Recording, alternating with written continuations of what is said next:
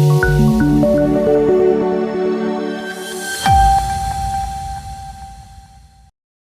દર્શક મિત્રો, સમાચારની વાત કરવામાં આવે તો નિર્મળ ગુજરાત સ્વચ્છતા પખવાડિયા અંતર્ગત લુણાવાડાના વિવિધ સ્થળે સફાઈ અભિયાન હાથ ધરવામાં આવ્યું।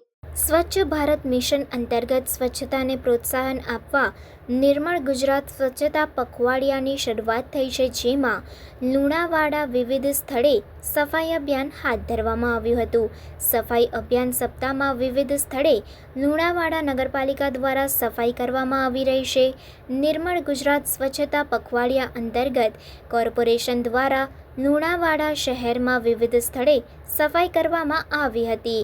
બસ સ્ટેશન સામે આવેલા ઇન્દિરા મેદાન, જરાતી વાડ વિસ્તાર, આરામપુરા વિસ્તાર, લુણાવાડા શહેરને પીવાનું પાણી પૂરું પાડતી પાણી પુરવઠાની ડુંગર પરની ટાંકી, ફિલ્ટર પ્લાન્ટ સહિતની સાફ સફાઈ કરવામાં આવી હતી।